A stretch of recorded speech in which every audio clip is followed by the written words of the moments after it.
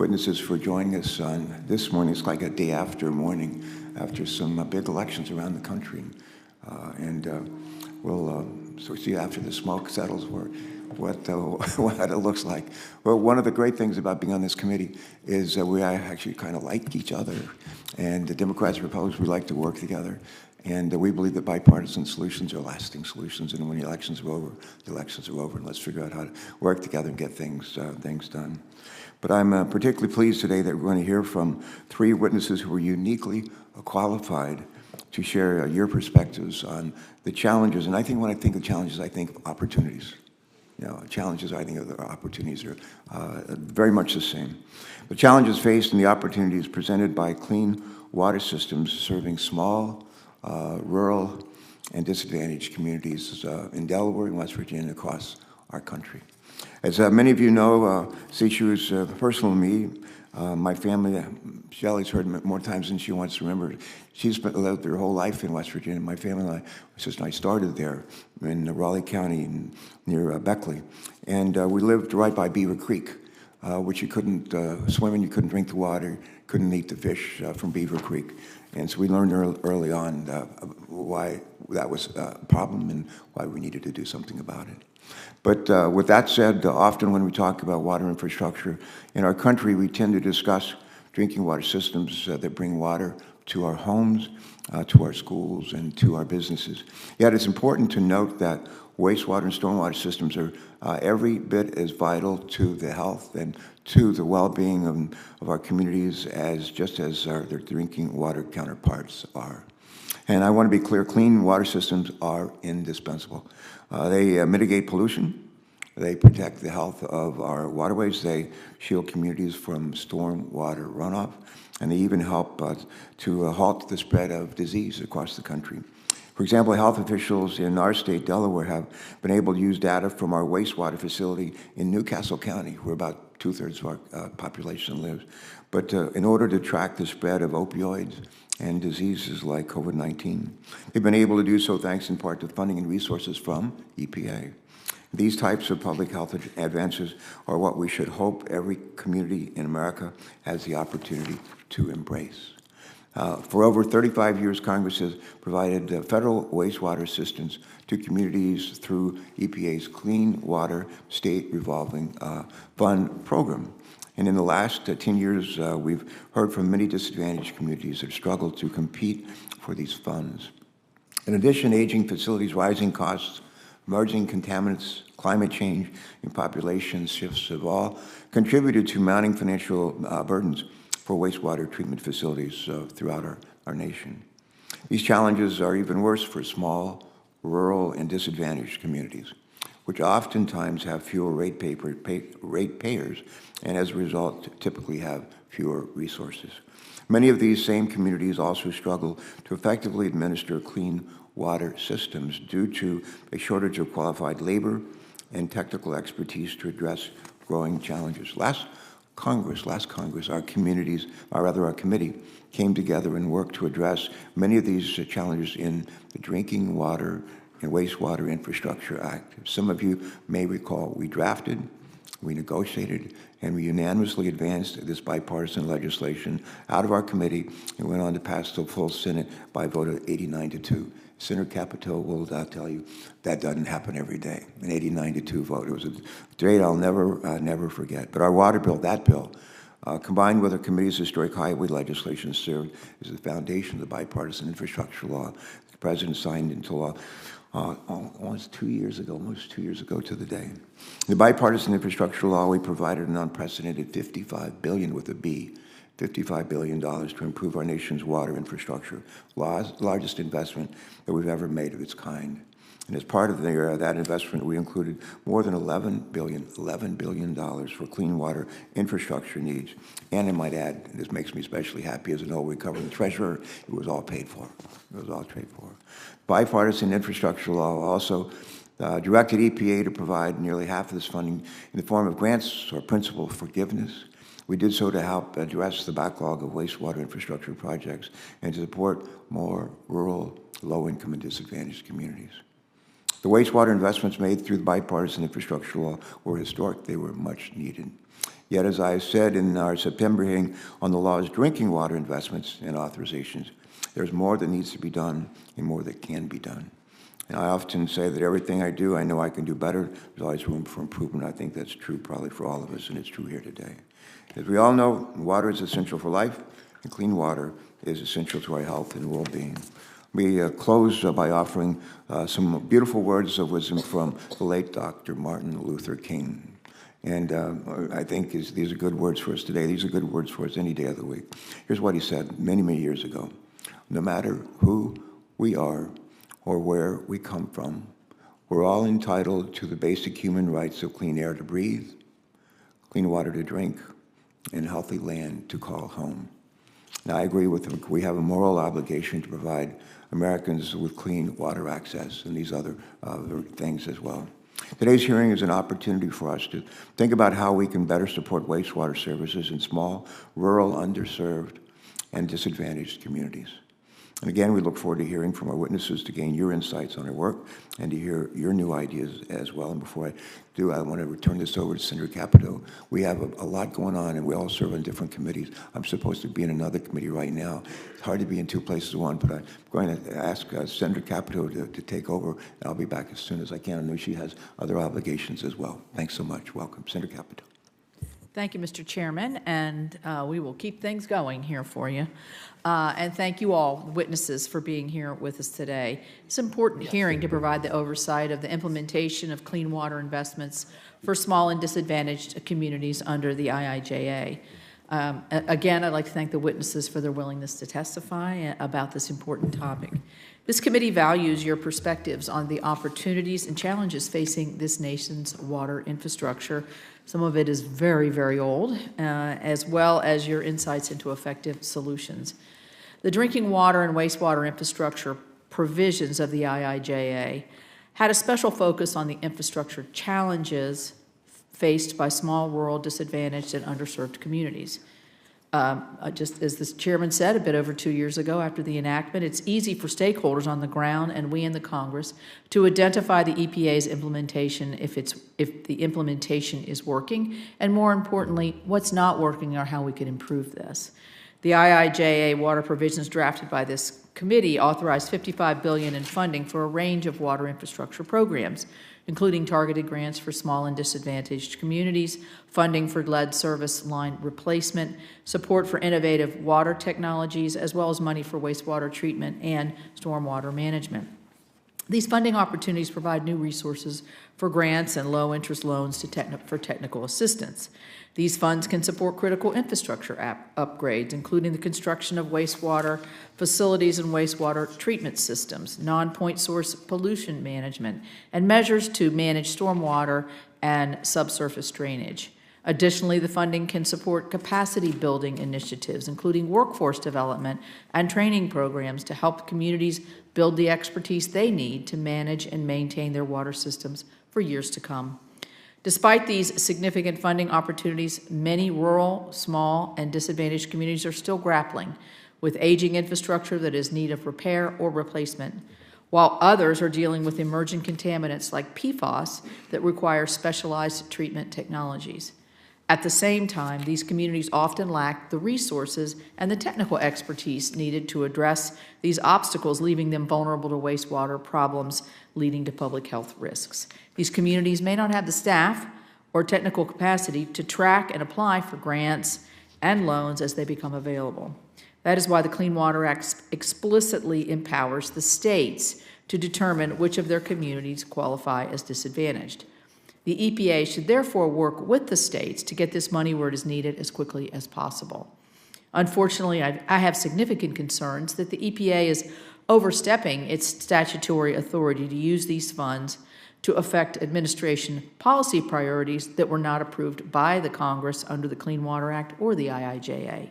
The result is unnecessary friction in getting these programs stood up and investments flowing to the communities that need them.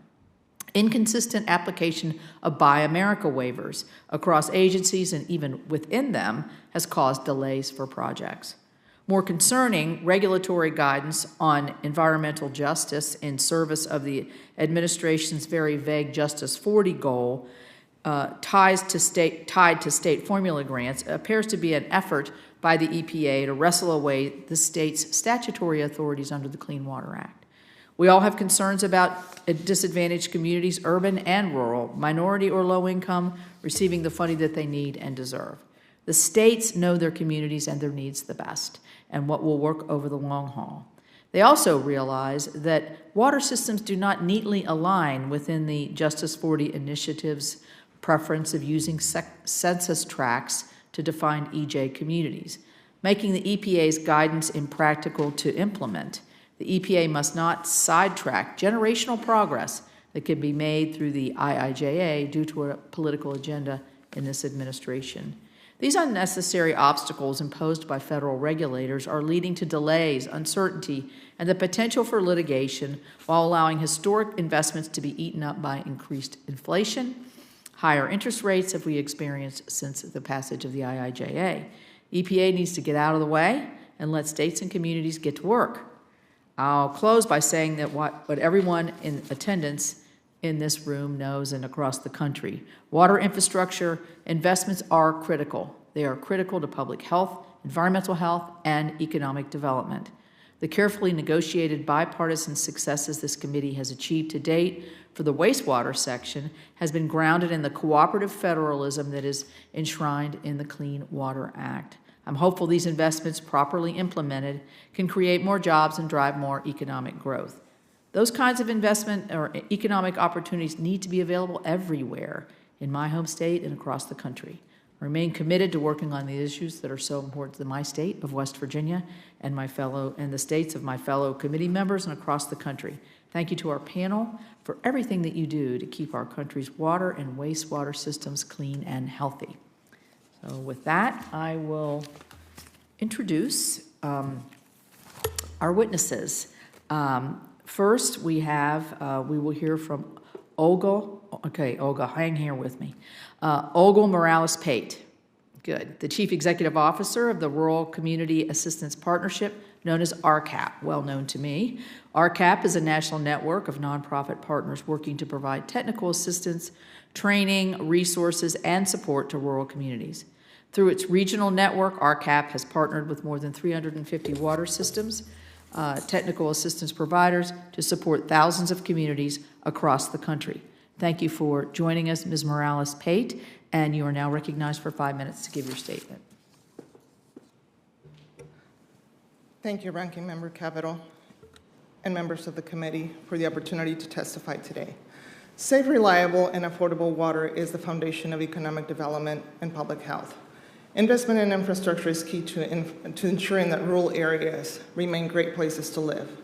Thank you for your work on this very important issue. My name is Olga Morales-Pate. I am the CEO of the Rural Community Assistance Partnership, a national network of nonprofit partners providing technical assistance, training, and resources to communities in every state, territory, tribal land, and colonia.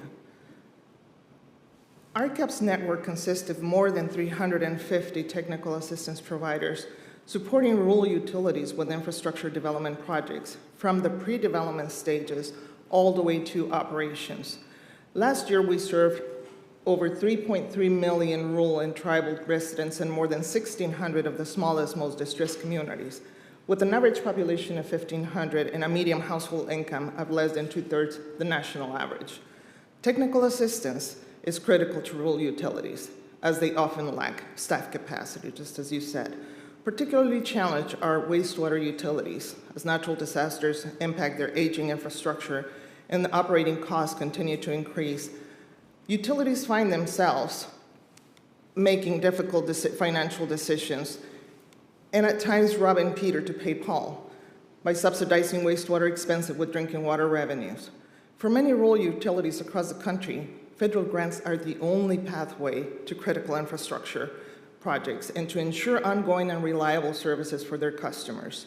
RCAP is very thankful for this committee's writing and passage of the water infrastructure title of the IIJA, the largest investment in water in U.S. history. The dedication of 49% of the SRF funding to be dispersed to disadvantaged communities in the form of grants as opposed to loan financing has been a game changer, and we want to thank you for that. Much of RCAP's technical assistance is funded through EPA programs, particularly those recently under the water bills. RCAP is a proud EPA partner as a national environmental center. Our job is to ensure that this funding gets into the hands of the disadvantaged communities that need it the most. As we enter the third of 5 years of this funding, it is important for community to consider what is next. In our opinion, of high priority is the impending IIJA funding cliff and the need to consider reauthorizing and fully funding the SRF programs at increased levels with dedicated funding available in the form of grants for rural communities and a technical assistance component to ensure their access to these funds. It is also key for EPA's suite of smaller targeted programs intended for rural communities to reauthorize and fund small water system emergencies, the connection of services from individual household to treatment works, and dedicated funding for decentralized wastewater systems. Without these programs and dedicated funding, small utilities will continue to struggle. The creation of a federal low-income water assistance program inclusive of rural communities, building off of this committee's authorization of a pilot program, and a needs assessment is another key priority. As clean water costs grow, a permanent program will provide a lifeline to the lowest income rural households in the systems that they serve, or to serve them, I'm sorry. We know that only 10% of the utilities across the country, regardless of size, have ever received SRF funding. The percentage of small disadvantaged utilities is even smaller, and it isn't because there is no need, but rather because there is no capacity to apply, compete, and secure these funds. For that reason, small utilities should be incentivized to be part of regional solutions. Regional projects can help rural communities achieve economies of scale, develop the capacity they lack, and become sustainable. However, creative funding and technical assistance are also needed for these projects to happen. To address the growing rural wastewater challenges, RCAP encourages the committee to create a small and disadvantaged community grant program for specific to wastewater, like the drinking water program created in 2018. In creating this program, RCAP invites invites you to take a broad and holistic approach and include capital infrastructure funding for decentralized systems. Flexibilities should be included to help communities and households that are unserved and lacking modern infrastructure, and for systems struggling with operations and maintenance costs. On behalf of the RCAP network, I want to thank you for the programs you have created. As you all know, our work is not done. I look forward to your questions and continue to work with you to ensure all rural people and places have the resources needed to thrive. Thank you. Thank you very much, Ms. Morales-Pate. Next, I'll introduce our second witness. John Byram is the Executive Director of the Nueces River Authority. The River Authority is a special Texas state agency dedicated to providing safe water services to community throughout the South Texas Nueces River Basin. Welcome. Chairman Carper, Ranking Member Capito, and members of the committee, thank you and good morning for the opportunity to address you here today. I'm honored to serve as the Executive Director of the Nueces River Authority, a subdivision of the state of Texas created by the legislature in 1935 to protect, preserve, plan, and develop resources in 18,000 square miles of the Nueces River Basin. The authority is governed by 21 board members appointed by the governor of Texas. The authority's office is in Uvalde, Texas, the home of former Vice President John Nance Cactus Jack Garner, the former Texas Governor Dolph Briscoe, and actor Matthew McConaughey. Those are all good memories. It's also the site of one of our nation's most horrific memory. 3 blocks down the road from our office, it's Robb Elementary School. The lives of those 21 victims still live in our hearts today. Today's hearing seeks insight on the state revolving loan programs for small, rural, and disadvantaged communities. For my part, I began working in the water utilities in 1979. Almost all of my career has been with small and rural providers, and I'm proud to be a member of the AA Club, holding an A water and A wastewater license. The committee is wise to be concerned about clean state water revolving funds and their performance with small, rural, and disadvantaged communities. Although 70% of Americans are customers of large drinking water systems, where the state revolving loan program has worked well, most community systems in the U.S. are small systems. In fact, the data shows that the small water systems serving 3,000 people or less account for 77% of the number of systems in the U.S. There are not only more small systems, but these small systems have higher rates of water quality noncompliance than the larger systems. In addition, because the small systems lack economies of scales, their customers face heavy financial burdens to meet the clean water investments needed that are currently estimated at more than $130 billion. Of the 1,210 cities in Texas, 834 of them, or 69%, are small, serve small communities, less than 5,000 people. First, there's simply just not enough money for the state revolving loan fund from the general revenues for small and rural needs. In addition to the scarcity of dollars, the programs place hardships on small systems via the requirements necessary to apply, which is a form of access denial by process. To apply an application detailing copious financial information and background, and a preliminary engineering report must be submitted. Most small systems have limited credit history. Nevertheless, they are credit worthy, and during my 43 years of professional water career, I have not heard of any entity defaulting on a water loan or a grant in Texas. Simply put, the financial information required for the application far exceeds that required by the regulations and guidelines of the federal program. An example of how the system is flawed is evident in a recent application for funds from the Duvalde County, Texas Reclamation and Conservation District. This district serves 360 people. The median household income is 44% of the average. The water system serving these communities has been cited since 2015 for grossly exceeding the amount of contaminant level for arsenic in every sample taken. Their request for $1.7 million to improve the arsenic removal of the water supply was not accepted due to the application not having a preliminary engineering report that met the state guidelines. This district has one employee, works 4 hours a day for the water system and 4 hours a day somewhere else to make a living. Hardly enough to fill out the copious information needed for the application.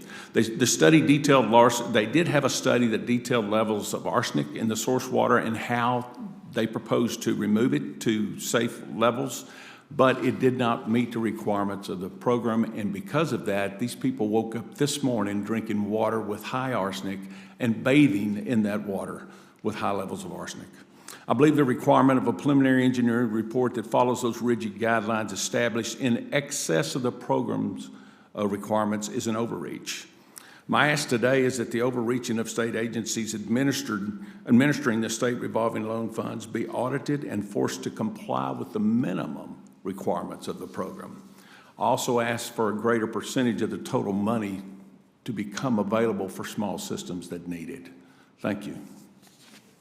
Thank you. Now I'd like to recognize Senator Mullen to introduce our next witness. Thank you. And Shelley is no stranger to this committee. She has been here twice, actually, before. She was here in 2011 and 2021. Both times introduced by my predecessor, Senator Inhofe, which we miss him here on the committee. You have your son Andrew with you, is that correct? Yes. Now, you're a senior at the University of Oklahoma? That's correct. Now, studying the same, following your mom's footsteps, I guess? I mean... not too far off. I'm in public administration. Well, I know your mom's a proud graduate of the University of Oklahoma, too, and we sure appreciate you here. Just to give you a little bit about her background, not only has she testified twice in front of this committee, but she has 31 years' experience implementing the Clean Water Act, Safe Drinking Water Act, and comparable state statutes and operator certification programs, which I was actually a certified operator for many years for wastewater and water. I would imagine there's not too many senators that have that on their resume. She served on the board of directors for the Association of Clean Water Administration, the Groundwater Protection Council, Association for State Drinking Water Administrators, and is currently on the board of Water Environment Federation. As a lifelong Oklahoman, we are extremely proud to have you here. And I've got to say this, I've got to put it out there. We worked with DEQ, Department of Environmental Quality, for many years in our company. I never had the privilege of working with you because I think you've only been there 11 years. and it was always a pleasure. It really is why we need to make sure that a lot of these regulations are on a state level. There's a big difference between working with DEQ and the EPA. You get it. It's your home. You live there, and you bring more of a human touch to it, because it's not always just simply black and white. There has to be, in water terms, a little bit of gray every now and then to find the final solution. So thank you so much for being here, and all our witnesses, thank you for being here. I appreciate it. Yield back. Thank you. Now, your statement, please. Hi, thank you very much, Senator Mullen, for that very nice introduction. I'm so happy to be able to be here before you today. So good morning, all committee members, those who are not able to be here with us, as well as those who are in the room with us. Thank you so much for this opportunity. It's such an important issue, and I'm happy to be here to discuss how we can best address the infrastructure funding needs for our small, rural, disadvantaged, and underserved communities. I am Shelley Chard. I'm the Water Quality Division Director for Oklahoma DEQ. In addition to my activities in the state and regional area, I have had the opportunity to participate on the national level with various organizations, all working to assist our communities with their water and wastewater needs and our workforce development, which is critically important.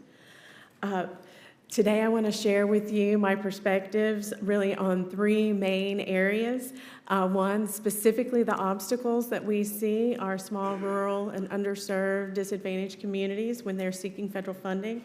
I want to talk a little bit about the gaps that exist in the funding needs of these communities versus what is available or an eligible expense for them. And then also I want to share a little bit about what Oklahoma has been able to do to address some of these obstacles and to help improve infrastructure for all of our citizens. Something I think that's really important that we all remember, and that is that the setting of federal standards do not protect public health and the environment. It's the implementation of those standards that protect public health and the environment. So for small, rural, disadvantaged, and underserved communities, federal infrastructure is key to their ability to comply with regulatory limits and protect their way of life. In addition, this funding allows these communities to compete for new and expanding industries, which provide opportunities for economic growth and provide opportunities for residents to work in their hometown and to support other local businesses. In 2021, the American Society of Civil Engineers released its infrastructure report card, which graded drinking water infrastructure a C- and wastewater infrastructure a D- or a D+. This illustrates the condition of important water and wastewater infrastructure. While there are signs of improvement, including increased use of asset management in the industry, innovative technologies that are being introduced, restorative and preventative actions by water and wastewater systems, these take money and a properly trained workforce. Economic prosperity is dependent on sustained infrastructure investment at all levels of government. Delaying investments in water and wastewater infrastructure increases capital costs in the long run and elevates the risk of catastrophic failures. Oklahoma is a state that encompasses approximately 70,000 square miles and has a population just under 4 million people. Approximately 75% of those residents are served by one of the 1,274 public water supply systems and one of the 772 publicly owned treatment works to treat their wastewater. Many of these water and wastewater systems serve populations under 500. Without the federal infrastructure funding, they would be unable to provide water and sanitation services to their citizens. These vulnerable communities face many obstacles in securing infrastructure funding. These include the need to navigate the various requirements of the different funding programs offered, the need to pay for engineering and planning services prior to making application, and confusion about how to comply with certain acts like Build America, Buy America Act, and the requirement that emergent contaminants be identified prior to being eligible for funding. There are important needs that federal funding could be expanded to include, such as certain operation and maintenance costs, planning and monitoring costs, and industrial pretreatment facility constructions. The state of Oklahoma helps to address these obstacles and gaps through cooperation and collaboration with key partners. The funding agency coordination team, composed of state, federal, and tribal funding agencies, meet with communities and help them build their funding package. Contracts with Oklahoma Rural Water Association consultants and agreements with tribal nations allow for low-cost or no-cost technical assistance. One key policy point that we can all agree on is that all levels of government must come together to fund infrastructure. It's necessary to protect public health, the environment, and economic prosperity. Thank you for the opportunity to come before you today and participate in this important conversation. And I look forward to working with you, federal agencies, and all stakeholders as we work to protect public health and the environment and prosperity. Thank you. Thank you very much. Thank you to all three witnesses. As you can tell, both Senators Carper and Capito have stepped away to other committees. They'll be back momentarily, but in the meantime, provides an opportunity for me not just to preside, but to ask my questions first, followed by Senator Mullen. So thank you all for your participation today. And clearly an important topic that we care a lot about, Clean Water State Revolving Fund, and what it means, particularly for our underserved communities across the country. I think it's safe to say we all agree that there's no reason why anyone living in the wealthiest country in the world should lack access to clean, affordable water.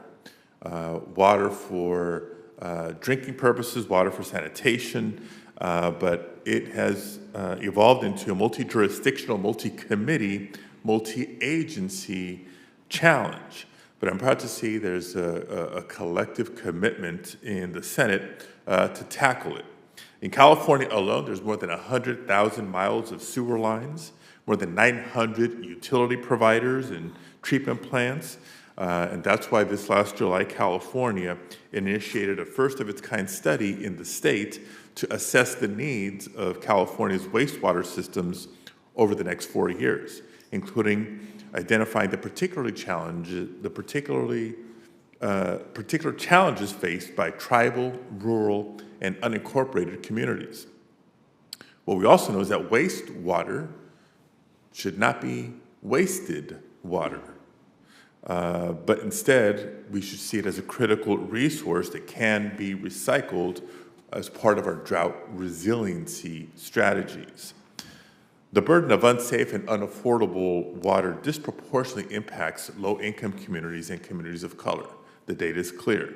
Many rural communities, including tribal communities, farm worker communities, and communities near sites of legacy industrial contamination, practically pay twice for water, once for the contaminated water flowing through their taps, and once again for the costlier bottled water that they have to rely on.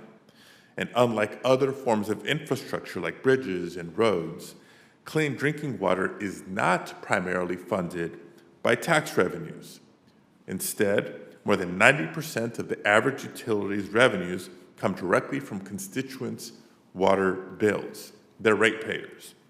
And while there are many important federal grant and loan programs to help water systems offset costs that would otherwise overburden ratepayers, programs like WIFIA and the SRFs, not every water system is equipped to access these programs, whether due to staffing or other capacity challenges. With all that being said, my first question is for both Mrs. Morales-Pate and Mr. Bynum. In both of your testimonies, you mentioned that small and disadvantaged communities lack the resources or economies of scale to access SRF grants and loans. What specific policies would you help make, or would you suggest make the SRS more accessible to these communities? Ms. Morales. Thank you, Senator Padilla and members of the committee. Thank you for your question. In my opinion, and having 20 years of experience, and 12 of those years being a technical assistance provider, flexibility. Flexibility is the key, in my opinion, to be able to allow communities to use the non-traditional approaches. We cannot look at every community as the as being centralized the only solution, because that is not only not costly, not financially viable for a lot of those communities, but sometimes demographically makes no sense. So thinking outside of the box and funding outside of the box is important, in my opinion. I agree with Ms. Morales-Pate in that there are communities that can, take portions of their monies in loans and in portions in grants. I do know of a situation where the loan was where the money was tied to 70% grant and 30% loan. The water bill in this small community in Angelina County would have been over $90 a month for an area where the median income is way low. So I think by allowing some flexibility to the states to administer more of that in the grant stage would certainly help in those situations in Texas. And a follow-up question, how helpful would a permanent water rate assistance program be to help small towns and the utilities that serve them ensure that they have stable funding for operations and maintenance and help them provide the safe and reliable water to the community regardless of income? That kind of assistance would be very beneficial for communities. It's important to have some sort of supplemental funding to help them out. We haven't had anything like that, but it would be good to have an opportunity to supplement some of those expenses, especially for the very small. Mr. Byron? That's one of the big issues we have in Texas now is finding licensed operators. So I think something like you're talking about, rate assistance, but also some type of technical educational program assistance where the local technical college can train more operators to become utility operators would certainly be helpful too. Yeah, this is a continuation in many ways of a conversation we've had at the subcommittee level, exploring both a permanent rate assistance program, similar to what we have on the natural gas side, because we don't want people to freeze in the wintertime. And so we're building bipartisan support for something on the water side. But I appreciate your point about the workforce piece as well, especially in the for smaller utilities and smaller jurisdictions, the ability to train, whether it's folks that work on the line or even at the management level. A lot of times in smaller communities, it's the same individual in charge of the water system that's in charge of the broadband deployment, that's in charge of. So supporting with that capacity would be helpful. Unless Senator Capito is ready to go, we'll turn to Senator Mullen. Welcome back. Thank you. Adding to this isn't my line of question, but just adding to what was said on the operator side of it. Fortunately, math is always a real strong point of mine, but I was shocked when I went to go take the test of how much math was included in it. I mean, when you really start talking about, I don't know what the feedback is here, but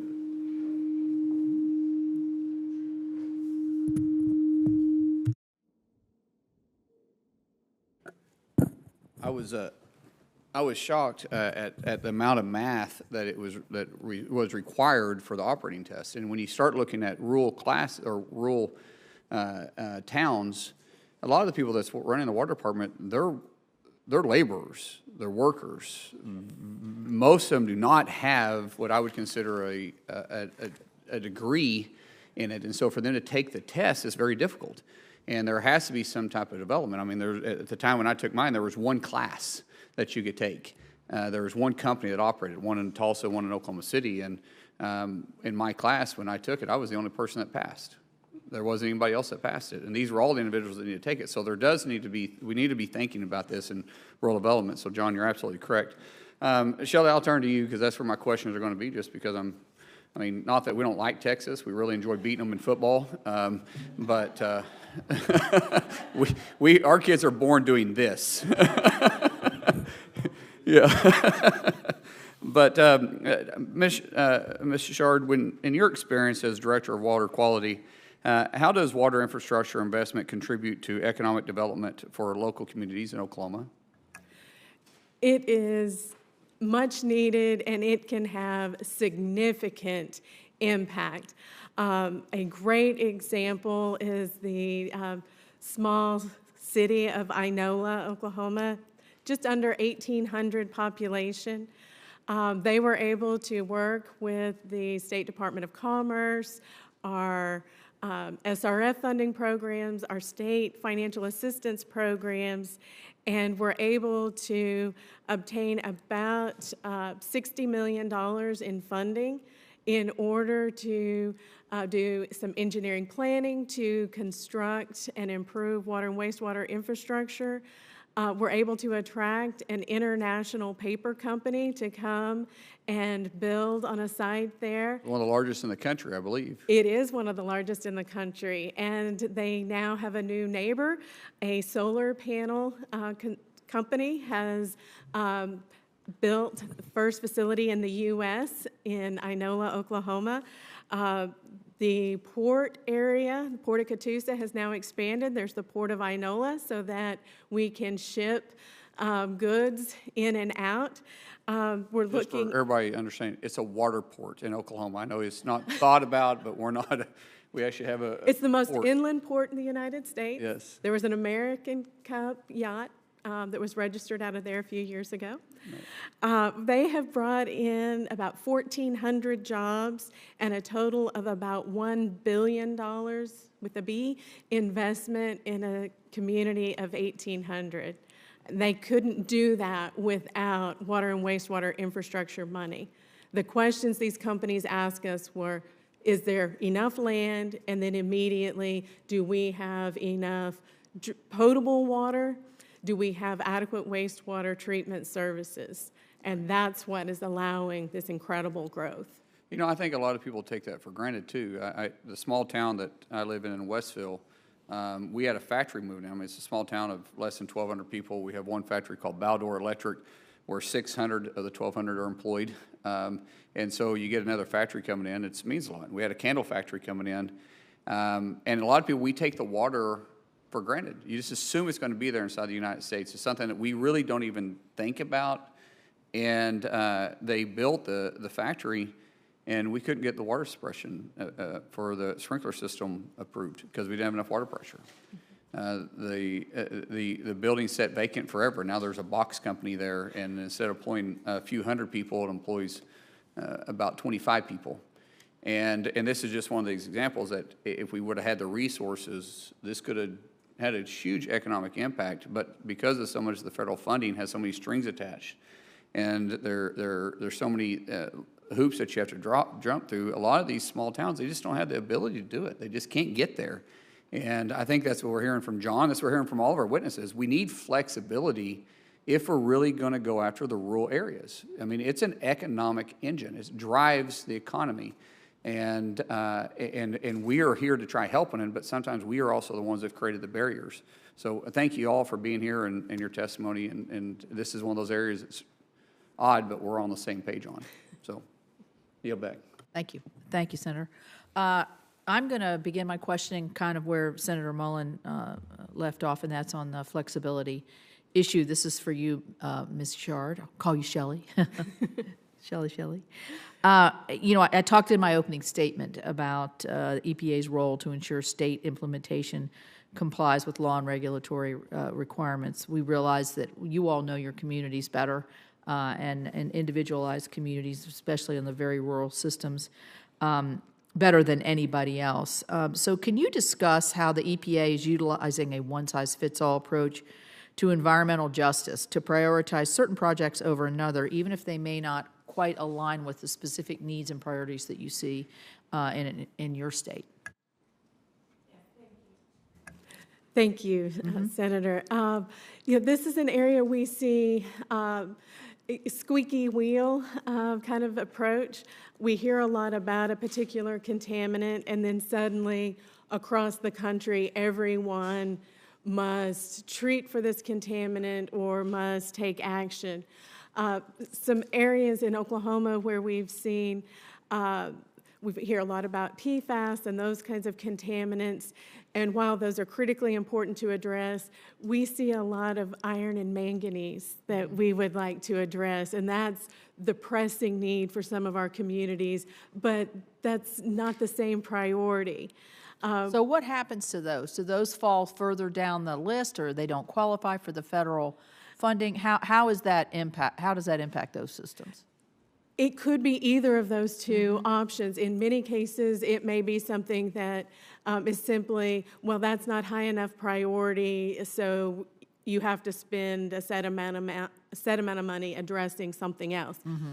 In some cases, we have to move to some of our state funding options, which do not have the federal backing, but we are able to utilize our flexibility where we would like to be able to partner with our federal funds in order to assist these communities in addressing those areas that are most important.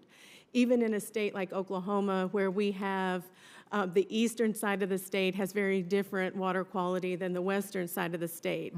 Groundwater versus surface water, different aquifers, hydrogeology is very different. We feel like we can better identify what will help our communities most, as opposed to just one size fits all. Well, thank you. That very comprehensive answer. Does this? I don't have tribal communities in my state, but does this have an outsized effect on the tribal communities in terms of being able to meet their particular needs if it doesn't fit into the particular niche of the EPA? You know, for all small, rural, underserved, disadvantaged communities face these same issues, and it's very important that no matter whether they are a tribe or a rural water district or a municipality, they struggle with a one-size-fits-all approach. And we try very hard to work with them to help identify processes that can assist them in meeting their specific infrastructure needs. Okay. Ms. Morales-Pate, in terms of the capacity issue, this is I've been on a bill for many, many years with Senator Booker to try to get more professional, more young people interested in the profession of water management. I mean, I guess it either sounds boring or it wouldn't be enough to raise a family on when, as Senator Mullen was talking about, the test is not a layup, and it's a lifetime of employment and very good career pattern. So how are you through your organization trying to help with that issue? So we provide technical assistance and training. Training is a big component of the work that we do out in the field. And to your point about keeping that capacity in the communities, one of the challenges that we have, in my opinion, there are two pieces to this situation. One is the training piece, but the other part is the retention. We can train all day long, but if the communities do not have the ability to offer competitive salaries and competitive benefits, the retention part becomes a problem. So what happens with our communities is they end up becoming the training ground for larger utilities. Right. And so it's a real challenge. Yeah, law enforcement has the same issue. Yes. Mr. Byram, I love this quote you gave us. Access denial by process, meaning the gobbledygook of getting all of this put together and applications. Ms. Chard talked about it a little bit. What's the solution there? Is it a simplification? Is it to quit loading up guidance? They give you guidance all the time. It's not really a regulation. It's a guidance from the federal. Is it give the state all of the authorities? Where's a solution here to simplify this process, to get it where it really needs to go, the money where it needs to go? You know, we were talking about flexibility, and it's kind of one of those things where if you give the states all the authority, well, then they still need some flexibility in there somewhere, I think. You know, one state might be harder than the other or whatever. I really believe, you know, in the case of Rialtos and Concepcion, the Duval County people I was talking about earlier that got up this morning and drank water that was in excess of arsenic, you know, that would be different than someone maybe in eastern part of Texas where they've got a city of 3,000 and you know, they may not have the same issues. There may be a different issue there. So I think that there is room for some latitude there with the states, giving the minimum requirements of the federal. So I think that what we need to do is go back and find out just what the states are requiring over and above those federal Right. guidelines. I Right. believe there's some differences there that if we were to relax those back down to the federal guidelines, I think in a lot of these cases, we might be okay. That's interesting. Do you or any of your systems test for PFAS right now? We just entered a contract with someone to test for PFAS down around the Gulf Coast. So, yeah, we're just starting that. Do you have any experience with that, Ms. Shard? Yes, we do have some of our systems. Our drinking water systems are, of course, participating in the Unregulated Contaminant Monitoring Rule 5, where they are monitoring for a variety of PFAS. And then we have some of our larger systems that are monitoring not only drinking water, but wastewater at their wastewater treatment facility, their biosolids. They're monitoring inside their collection systems to detect where they may be receiving PFAS. Yeah. And what about you? Yes, we do a lot of training across the country, and so part of the training that we do is to train operators to test, to do their own sampling. So we've been doing that. Some of the regions have state-specific. One of the challenges, I guess, is that every state is handling it differently. And so some of the states are doing the sampling and all of their inventories. And so they're at different levels. We're in all 50 states and the territories, and everybody is like in different levels, but we're definitely involved in that and educating the communities, the operators, the decision makers, and all about the implications and potential solutions. Okay, thank you. Senator Fetterman? Thank you. Thank you very much. Hi, yeah. All right, a second. Oh, my goodness.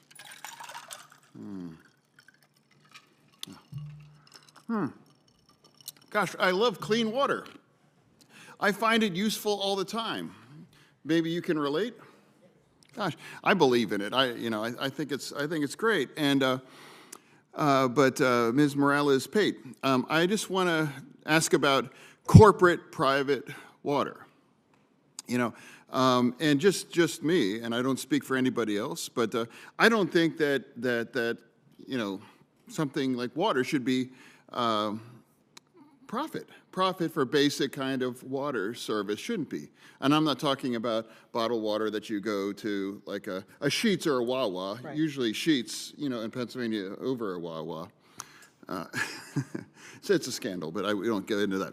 But at any rate, but I do think, for utilities and things like that, I believe that it should belong in the public because it belongs to the public and it should remain that as well, too.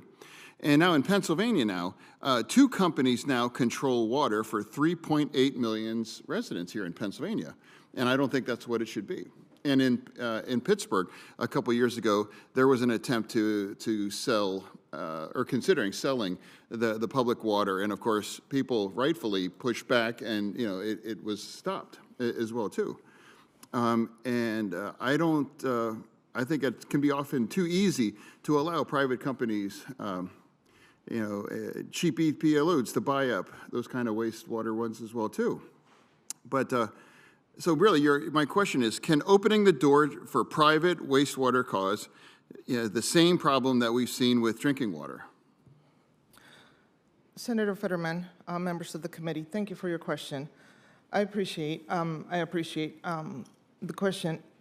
One of the comments that I made earlier was about regionalization and regional solutions. One of the problems and one of the challenges that we've seen over 50 years of the RCAP is that it's increasingly complicated for small communities to be able to be sustainable. We have been at RCAP looking at regional solutions. By that, I mean working with communities to make informed decisions or what are the best options for them. So when I asked about flexibility in the spending, I'm specifically talking about funding planning studies that evaluate all the options. Privatization should be one of those options to be evaluated, but it should not be the only option the communities are presented with. Too often in our communities where that has been the solution, we find communities without voice, without the opportunity to weigh in on their rates, without the opportunity to weigh in on their future. So is there room for it? Yes. The process, in my mind, is what hasn't been done correctly, and it's not necessarily being enforced at any level.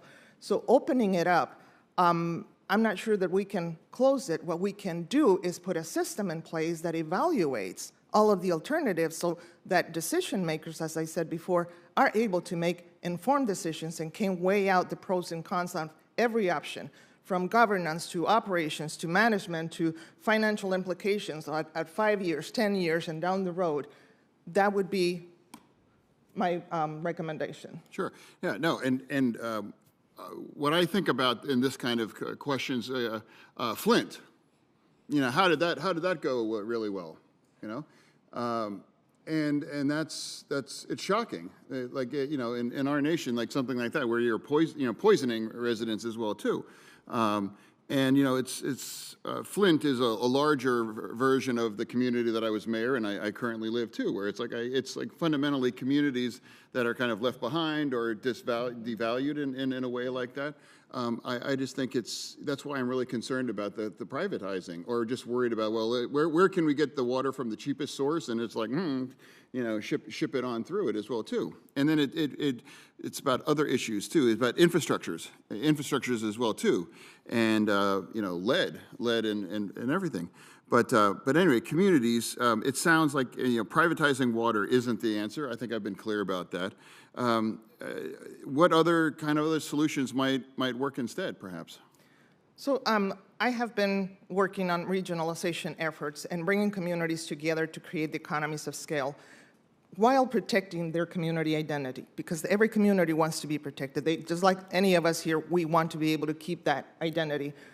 But the flexibility and the support from states on legislation, and even from the federal government on how that happens, I think it's very important. So I think if we're not able to make a difference on the small system challenges, we should probably consider what else are we not doing that we should start looking at. And, you know, let the local decision makers make those decisions, but make that an option. And right now it's not in a lot of our states across the country. Chairwoman, perhaps 30 more seconds? Sure. Okay. And also, and perhaps my colleague in Oklahoma it could be fracking. You know, fracking in my state can often contaminate, you know, water as well too. And that's another water kind of safety kind of issue too. And then when you have privatizing and things, there's not, you know, sometimes there's been issues about some of the private companies being held accountable to, you know, the contamination, quite honestly, as well too. And I just want to make that point too, where it's not just an urban issue, it can actually be a rural one too, as well too. And I thank you for the indulgence. Thank you. Thank you. Senator Mullen, did you have another question? Yeah, I can go on that. I got to unpack that fracking comment. John, first of all, honestly, I get to know your sense of humor all the time, and I find it interesting to me. I mean, seriously, I think we'd have a lot of fun sitting down and having conversations.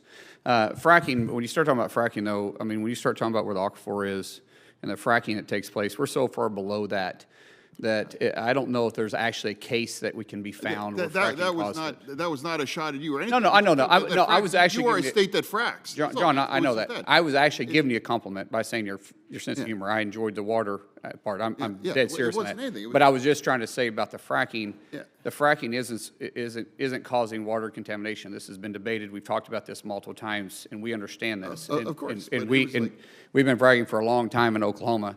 But then when you start talking about Flint, Michigan, Flint wasn't a private company. That was actually Public Works, and there's a huge difference between that. And I think John and I, and maybe even Shelley, and all of us could actually discuss what happened and some of the chemical reactions that caused some of the discolorization that took place because of the electrolysis that caused because of some of the chemicals that eroded some of the coating that was on some of the distribution pipes. I mean, we could go through this process and actually discuss what happened there, but it was poor management.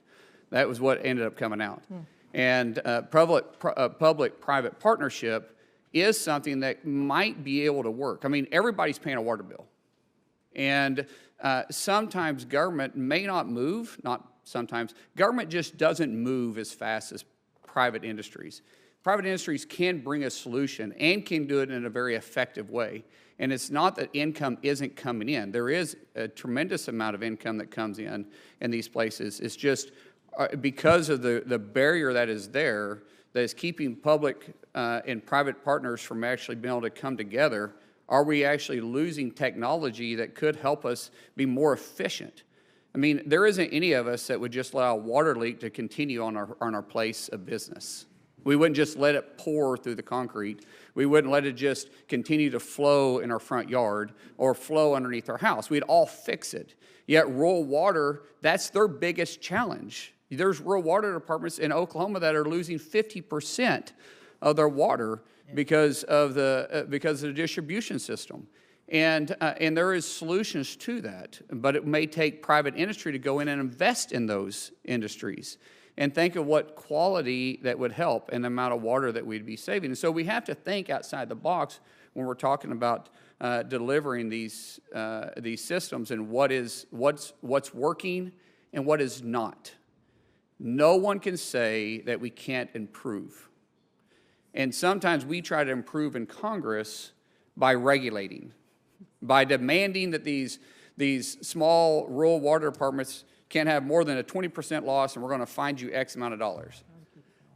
If they could fix it with the money, they would already have it fixed. I mean, what good is that going to do? That's just going to penalize them and then they're going to not be able to deliver the water? Who's going to come in and take it over? I mean, it's insane at some of the regulations that's coming out of these systems. And it's just that this is why I was talking to Shelley earlier about it's better to be regulated at a local level because they bring the human side to it. It's not just black and white. Not every system is the same. Every system is different. Every water that you're treating is going to be different. Every time you get water from a different place, it brings in its own challenges of how to treat it, even if it's being treated at the same plant. Is that not right, John? And so one size does not fit all, and it will not fit all. And we need to give these states and these local municipalities and these rural waters flexibility to be able to do their job. We all want to drink water because guess what? If you live there, there's a good chance you're drinking the water you're treating. There's a pretty good incentive by itself. I don't think you need any more incentive than that, right? Real quick, one question I have. Ma'am, in your view, what are the biggest challenges small and rural communities are facing right now? I just ranted on that, but I'm going to ask you the question. Of course. There are so many challenges that they are facing. And what we see right now is trying to help them get the infrastructure funding that they need so that they can comply with the regulations they're required to comply with. We need to be able to help them, the technical assistance angle. They have rate issues because they don't have the expertise to set appropriate rates. They may not have the technical expertise to run the facilities that have been designed and built for them. They are paying very low wages, not because they want to, but because that's the money that they have. And that's a huge challenge for them, is to be able to pay a rate that those operators, when they get them certified, can stick around and work in their home communities. We also see challenges in trying to go through some of the basics in order to apply for funding related to the emerging contaminants. PFAS has come up here, other contaminants. Some of the infrastructure funding, they have to have already sampled and identified that those contaminants are present before they can get funding to do anything to further study, to further identify the extent of that contamination. So that's something that's definitely a challenge for them, is how do they get the money to find out if they have a problem so they can get the federal money then to address a problem. So there are several things like that. Training, you mentioned the math aspect of operator licenses and workforce development. That is absolutely a huge issue, and we have seen work for one of the community colleges in Oklahoma, Rose State College, was designated Environmental Training Center.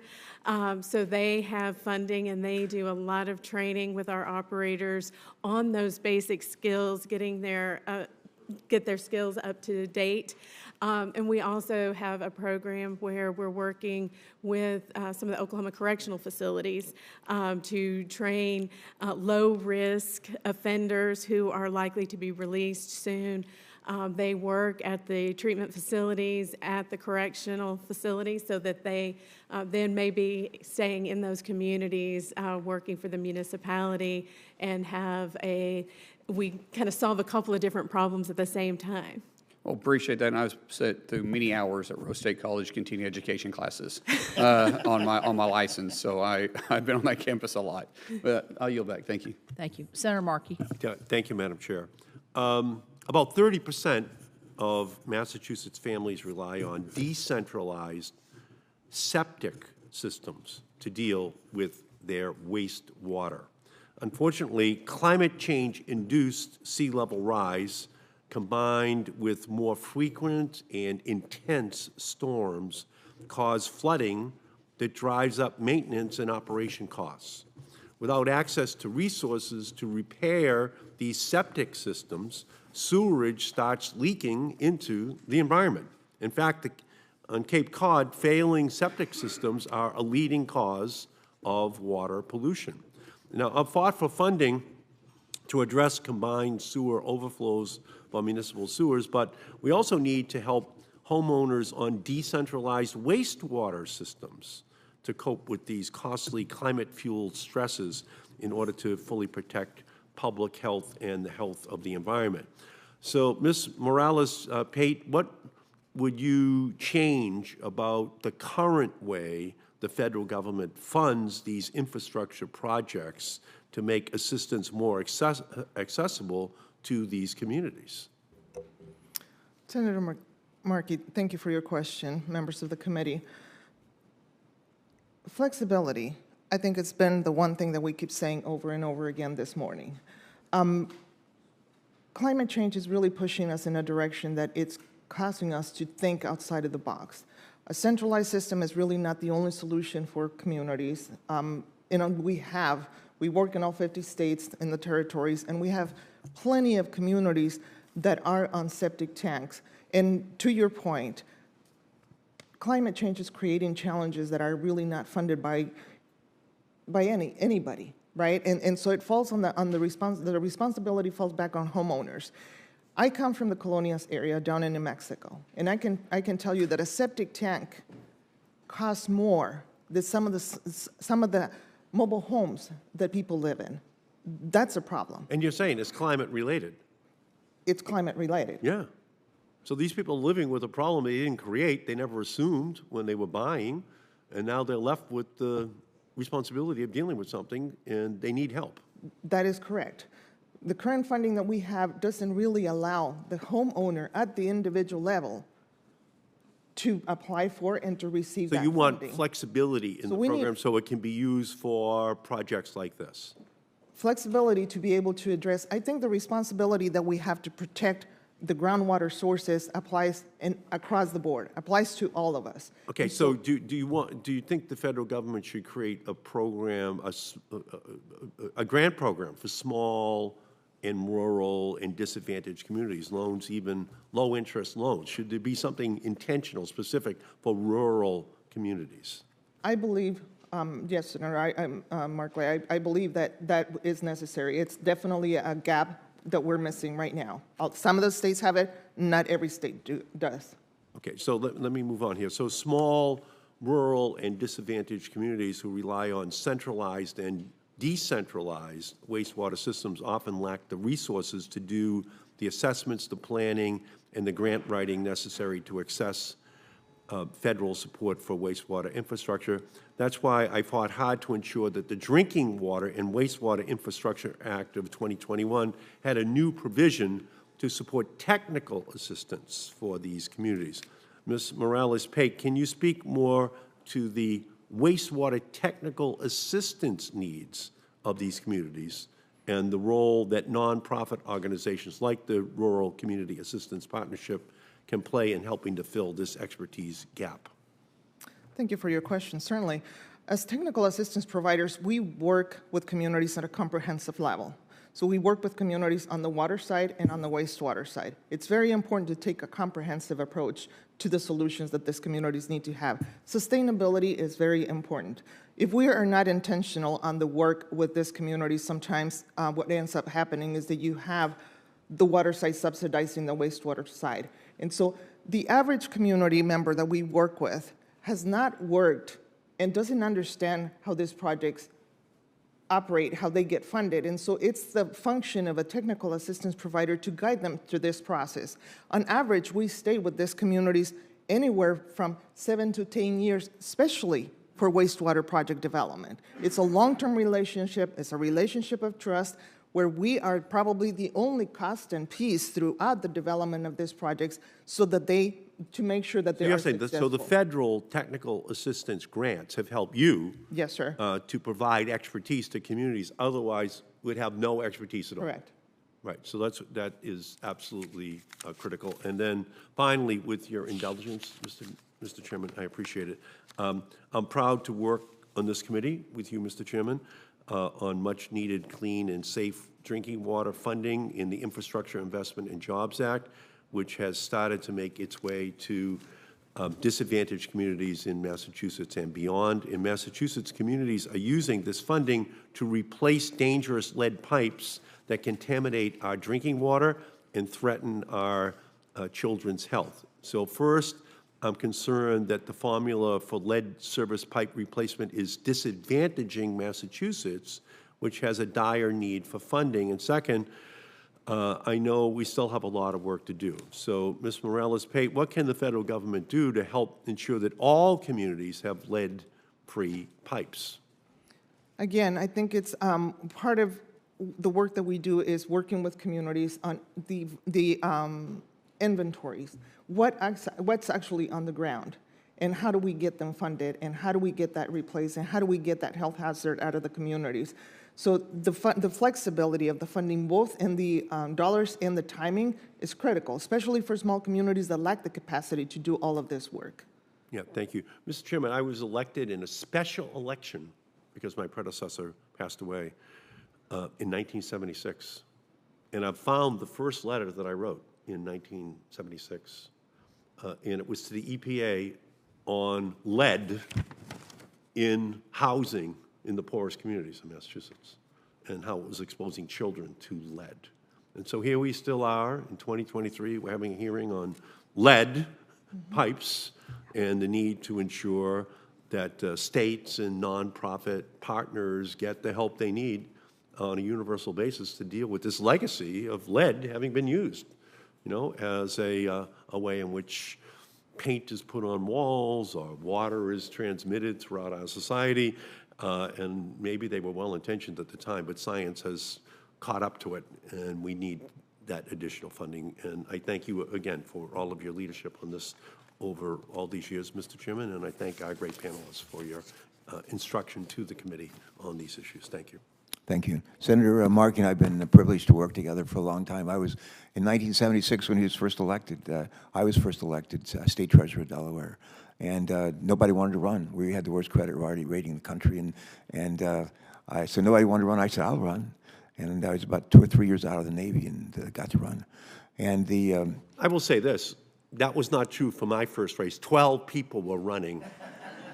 I was raising $30,000 to win the race. And in my first poll, in the 12-way race, yes, I was at 3% with a 5% margin of error in my own poll, meaning I could have been -2 in that first poll. So I wish I was in your position to say, you know, we want you, Tom, as That's one great. guy who could fill this seat. 2 months after I was elected, Pete DuPont was elected. You remember Pete DuPont? He was former congressman, and he's a governor. He turned out to be a great governor, a great mentor for me. But Yeah, he was. the DuPonts and the Carpers, you guys were growing That's up right. together, We're right? just- We wish we could have half their, even a quarter of their money. But anyway, Pete DuPont, 2 months after the election, was giving his first State of the State address. And I'm sitting in the back of Legislative Hall next to crusty old Democratic Senator Thurman Adams. And Pete DuPont announced that in his State of the State address that year that we're bankrupt. And the state senator Adams turned to me and he said, Treasurer Carper, now you know why nobody wanted to run for state treasurer. But it's turned out okay. It turned out okay for us, but not for people who have lead in their pipes. There you go. We still haven't solved Get the lead out. Thank you, Mr. All right, Chairman. thanks so much. Thank I you. apologize to you. And next, Senator Ricketts, you're on. Thanks so much. Thanks for joining us. Thanks for all your work. Yeah, thank you, Chairman Carper, for holding this important hearing about drinking water and wastewater systems and how it impacts rural communities and the implications. So thank you very much. And I believe I went over my time yesterday quite significantly, so you were very kind and indulgent yesterday, Senator Markey. So thank you. So next month, the EPA is expected to release proposed rulemaking regarding meat and poultry producers' effluent guidelines and standards. I joined my senior senator, Fisher, from Nebraska, in sending a letter to the EPA, encourage them to work with small meat and poultry processing plants to ensure that regulations are practical, science-based, and without imposing undue burdens on many of these facilities that are oftentimes small businesses. The EPA itself has estimated the initial cost of compliance is $800,000 for facilities processing 1 million pounds of meat a year, which, as you know, is not very much. I was actually talking to a meat processing facility on Saturday night, a gentleman who runs it, and he's got about 260 people, and he was estimating it's going to cost millions of dollars to be able to comply. Now, he said, hey, we can probably make that work, but smaller facilities are going to be much more challenged. So, Ms. Shard, I assume that Oklahomans share our concerns with regard to the EPA missing the mark on this rulemaking. Could you elaborate on the need for practical science-based regulations, especially as it applies to effluent guidelines on meat processing facilities? Yes, thank you, Senator. Effluent limitation guidelines serve a purpose of kind of setting that national standard. This does speak a little bit to a topic from earlier about one size does not necessarily fit all. We do in Oklahoma have large meat processors, but we have significantly more that are 1 or 2 or 3 or 10 people tops that work there that are processing a very small number of animals a year. Where I see one of the potential issues with these effluent limitation guidelines on those smaller processors is where maybe they are located in a rural community. They don't have their own wastewater treatment. They may be looking at trying to discharge to the municipal system. The way that the regulations are set up, that does still put those same discharge limits on those processing plants, regardless if they're going to a water body or to a treatment plant. That can be very challenging. It can be very challenging in how do you fund the necessary pre-treatment that goes into those systems. As it is now, the municipality can obtain that funding, not the actual industry who's required to construct it, build it, operate it, maintain it. So that's particularly challenging. If we don't take into account the difference in size, that's a very different volume of water. It may be a different makeup depending on the type of animals, the type of pretreatment, the type of processing process that they utilize. So all of those process factor into what makes sense and what doesn't make sense, as opposed to here's the limit, everybody good luck. Right. Well, hey, thank you very much, Ms. Shard, for that excellent answer about all the implications of that. I really appreciate it. And it really highlights that, many water systems, especially those in small and rural communities, are concerned about the one-size-fit-all and also the costs that go along with it, right? And how they're going to be able to manage that, especially when they've got a limited ratepayer base and so forth. One of the ways is obviously through the EPA and some of the dollars they have available. Ms. Shard, can you, through the award decision process, is it your opinion that the EPA has taken an unbiased approach to delivering these dollars, or have projects been prioritized which tie water infrastructure to climate goals? I'm not sure that I can accurately speak completely to that. What I can say with confidence is EPA does establish what eligibility criteria and types of projects that are available to receive funding, and that is a requirement then that the states, if they want to receive that money, to do loans or grants, anything that the administration puts in those requirements, then the state is obligated to enforce that as well. So have you seen, though, that they've put climate goals as part of that versus we're just talking about like some of these effluent standards, which are more directly related to the business of processing the meat? Have they tied some of these dollars to climate goals? Have you seen that as part of the requirements they put out? I suppose that when you look at some of the stormwater funding that's available, I mean, that is definitely is related to climate changing rainfall events. That absolutely is part of the conversation. The effluent limitation guidelines are technical limits that are established through the Office of Science and Technology, which is very different from the funding arm of EPA. But all of those topics are very much part of the conversation, part of the guidance. Great, thank you. Can I have just one more question, Mr. Chairman? You may. All right, great, thanks. So as these dollars have gone out to communities, what issues have arisen in both the application and implementation process? So I'm talking about broader, so not just on the effluent guidelines, but anything at all. Like, what are some of the things that you've seen with regard to, especially impacting small and rural communities, with regard to the application process or the implementation process of getting these dollars to help them? Hey, great, Senator, thank you very much. Something that we definitely see, of course, we've talked about the challenges sometimes of making application and of being able to afford the planning and the study documents that have to come before those applications happen. But something that we see that doesn't get talked about very often, that definitely we see in Oklahoma and across the country impacting these small, rural, and disadvantaged communities, we have permits that are 5-year duration. So we have limits that take effect. They will borrow millions of dollars, construct treatment equipment in order to meet the new limits. The permit has now expired. It's been 5 years. They're getting a new permit, and now they may have new limits that take effect, and they still have maybe 5, 10, 15 years left to repay a loan, and now they're looking at how they can obtain funding to meet that next challenge. So certainly that long-range planning becomes very important, and the rate at which new requirements go on to wastewater treatment facilities. So again, if I can understand what you're saying is, I got a 5-year permit. I took out a bunch of money to be able to meet the requirements of that 5-year permit.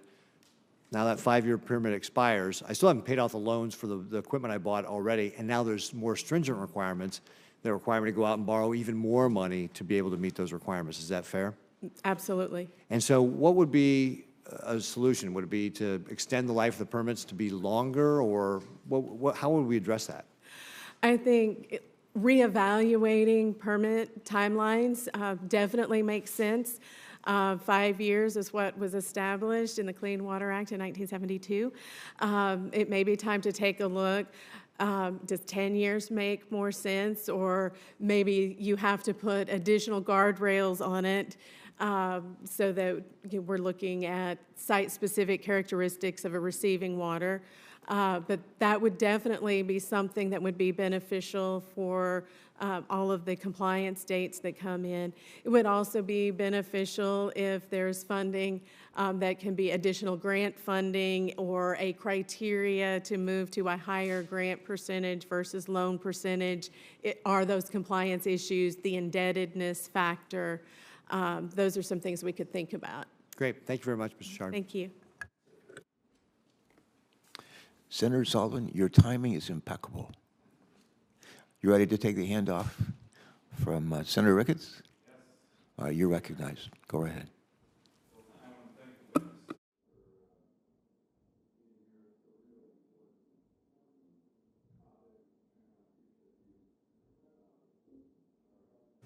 Appreciate you holding this hearing, and I think it's a topic that's all too often overlooked. It's a huge issue in Alaska, in my state. You know, we have, there's usually a debate about aging infrastructure here, right? We had that big issue with the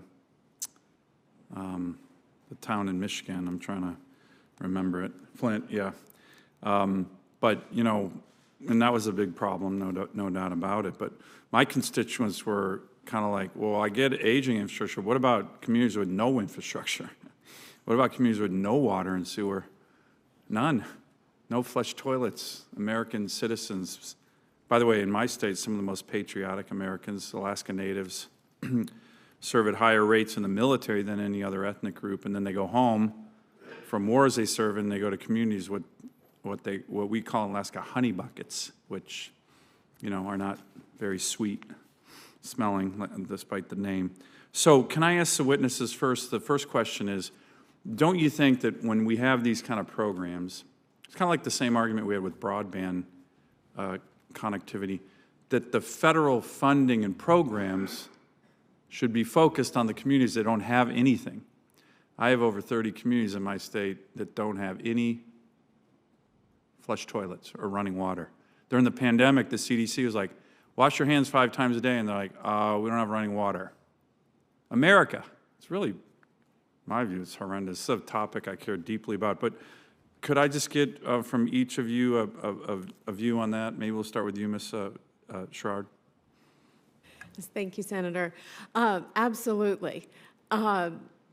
We have to do better at funding infrastructure, and But the priority should be... Well, I would say, rather than focusing on compliance with regulatory standards, maybe it's compliance with construction in addition to the replacement, but you've got to have it first. Correct. You can't protect public health without water and sanitation. Yeah. How about you, Mr. Berm? Absolutely. I mean, those services, we are seeing that in the southern part of our basin, our 18,000 square mile basin, we're seeing a lot of heavy nutrients added to the Gulf Coast area because of lack of services, lack of wastewater services, maybe lack of septic services that we're taking care of, septic tanks and those that are taken care of. A few of those programs we've had, we did get some money. We live in a state where they will put some money together to fund wastewater on-site septic facilities replacements. In those few programs that we've administered, we've had enough to replace like 50 septic tanks, 50 septic services, but we've had applications for well over 150 of those. So it's a big problem, not only in, I'm certainly sure it's a problem in Alaska, but it's a problem in other areas too. So yeah, that needs to be a priority. Okay, Ms. Pyatt? Thank you, Senator Sullivan. I happen to work with the Rural Community Assistance Corporation, which is the Western RCAP, and Alaska was one of my territories. I know, you have a lot of experience. I do have a lot of experience. But what's your view? I mean, don't we need to get the federal dollars to the places that don't have anything first?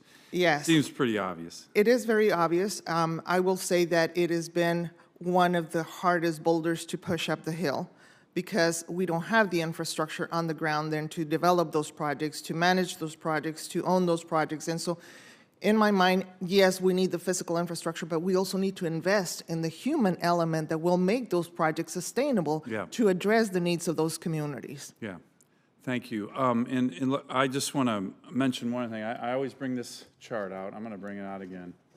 This is a chart that I like to highlight. In Alaska, it shows life expectancy changes in the last 25 years. In America, and the state and the region of my state that has had the most increase in life expectancy of any state in the country from 1980 to 2014 was Alaska, up to 13 years of increased life expectancy, which to me is like, hey, that's the most important indicator of policy success there can be.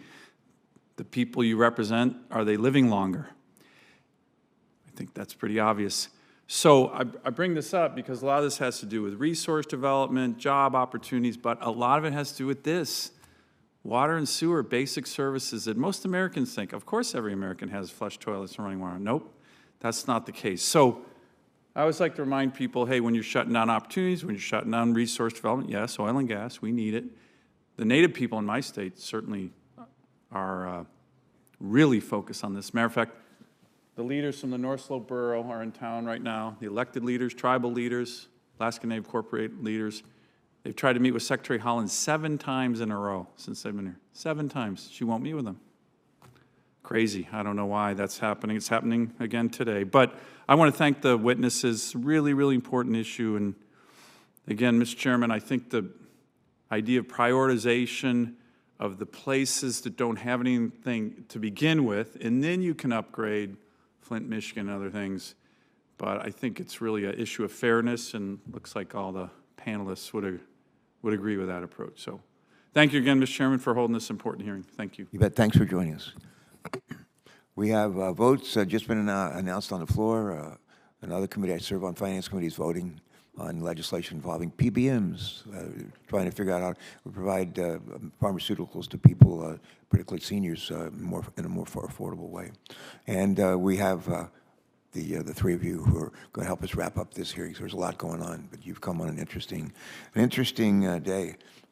I get to travel around the country a fair amount, around the world actually, and you probably do too. And one of the questions I ask people wherever I go is, what brings you joy in your life?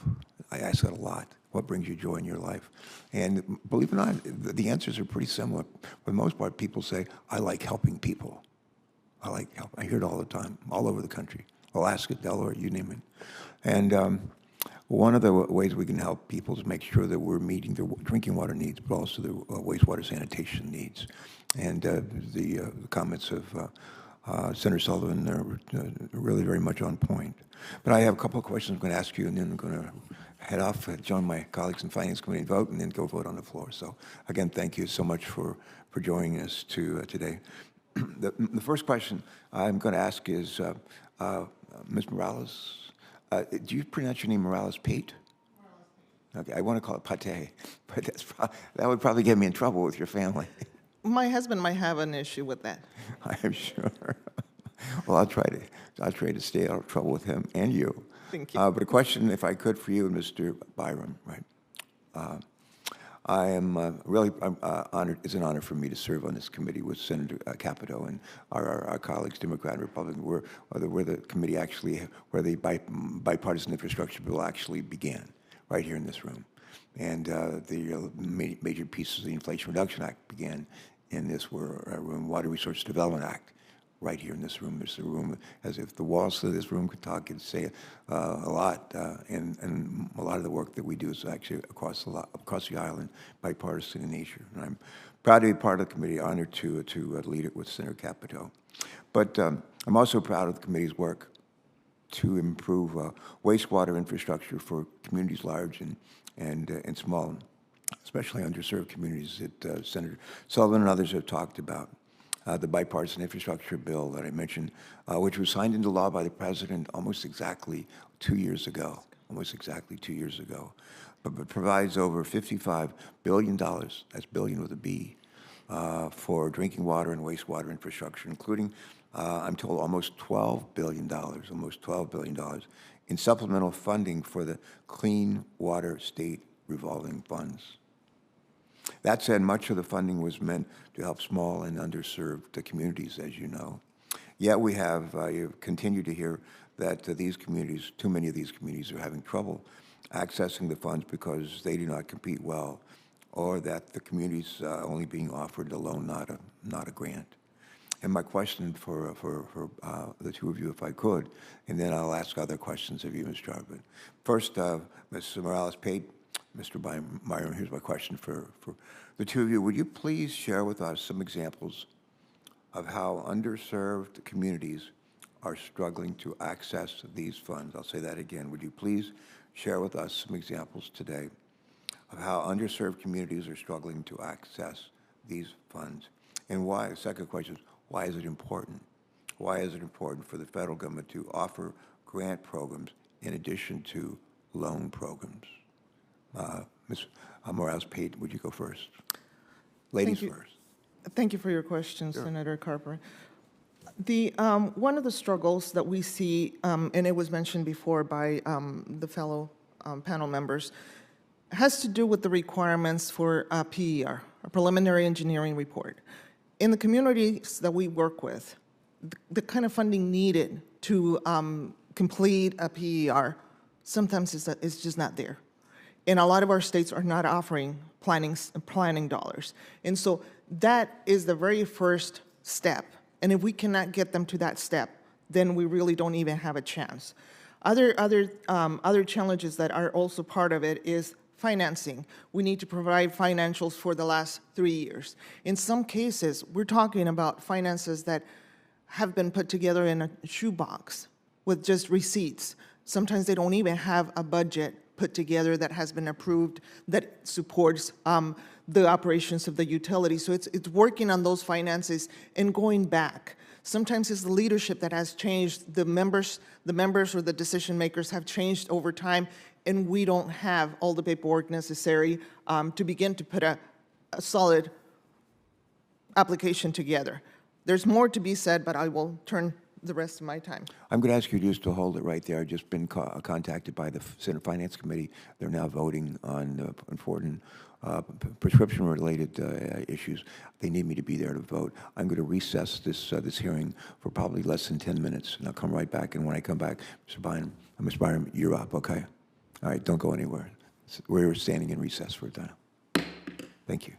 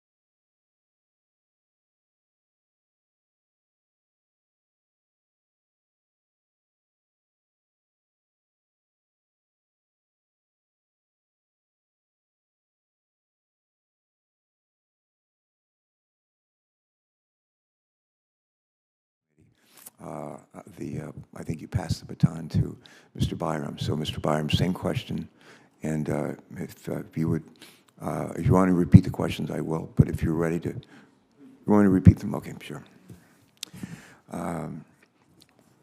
It's like a two-part question. Would I ask both of you if you would share with us some examples of how underserved communities are struggling to access some of the funds that we're talking about, and state revolving funds and the monies for wastewater infrastructure. But some examples of how underserved communities are struggling to access these funds. And the follow-up question is, why is it important for the federal government to offer grant programs in addition to loan programs? Why is it important to offer both? Go ahead. Thank you, Senator Carper.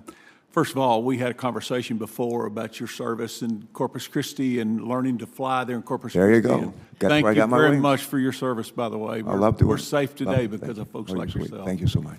And one of the things that you probably flew over back in the day was a place called Baffin Bay. I don't know if you remember that term or not, but it's a great fishing place. It's a hypersailing, very unique situation. The people around Baffin Bay are experiencing... I don't know if I remember Baffin Bay. I remember going to bullfights down on the border with Mexico. And the I think it's first a whole bullfight different we issue. ever went to, at the end of the night, I think there was about 7 or 8 bullfights there. But at the end of the night, it was the Bulls 5, Matadors 2. I remember that. Not a fair fight. Back to you.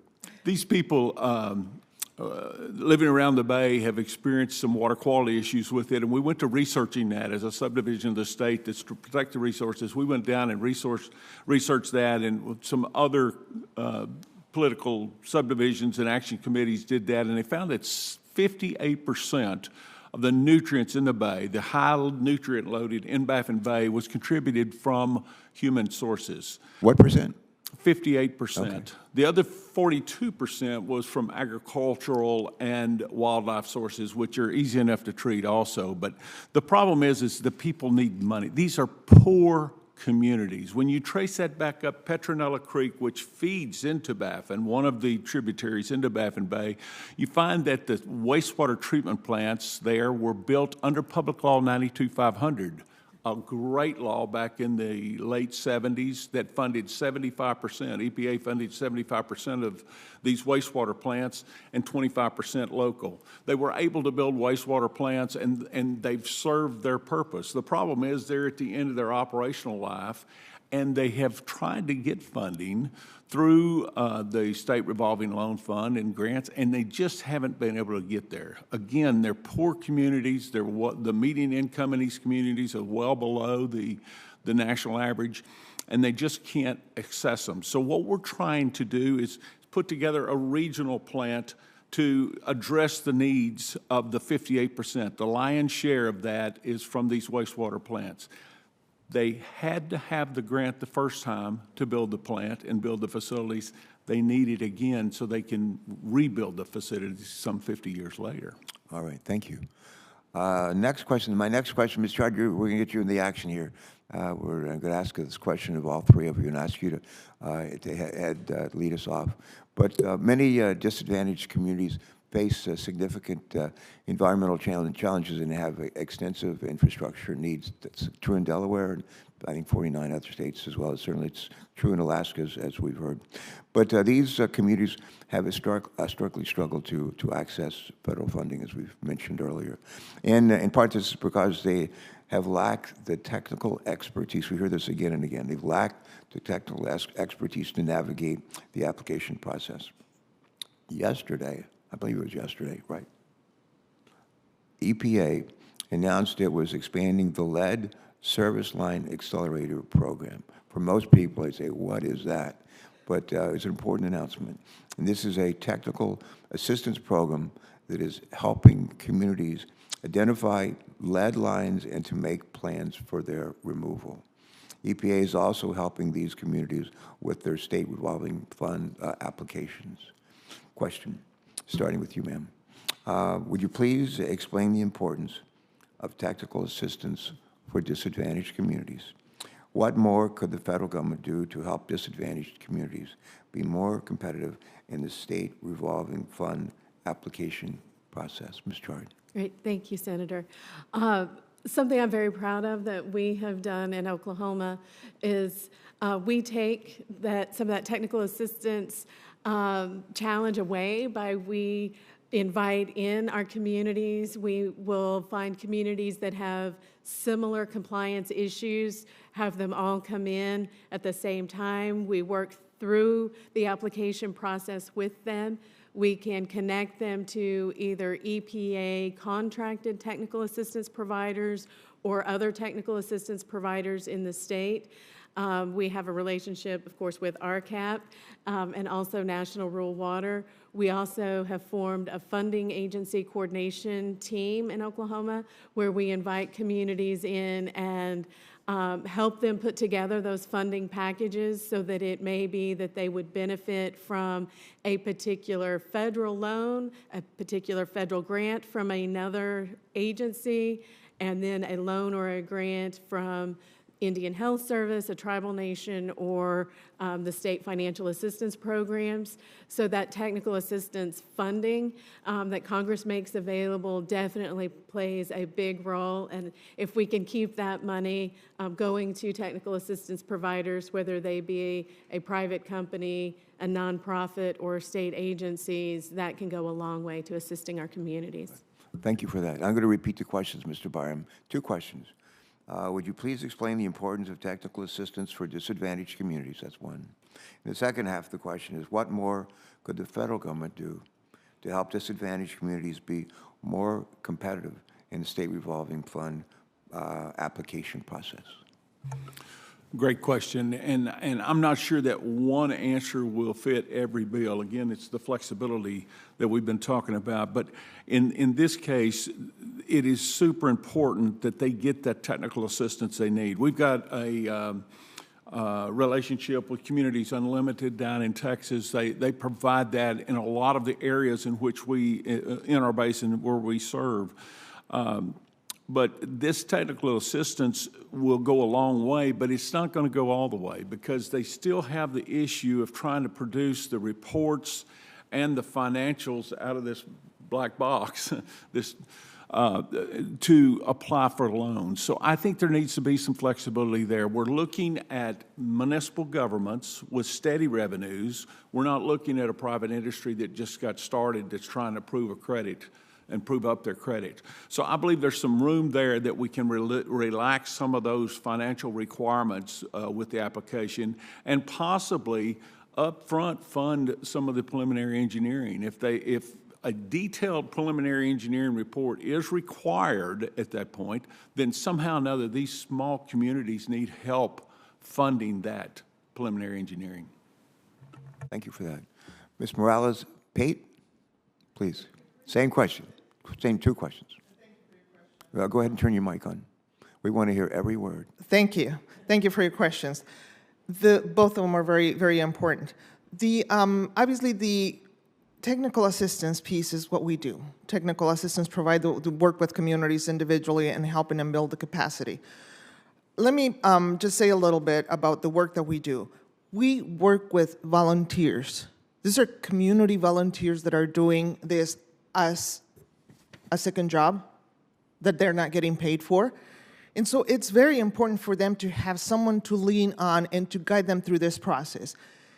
One of the things that I would like to say that I think it's very important is that as we are talking about small communities, we consider 100% grant, because even that itself, it doesn't mean that it's going to exempt them from all the requirements that are needed. They still will have to check a lot of boxes to get to that money.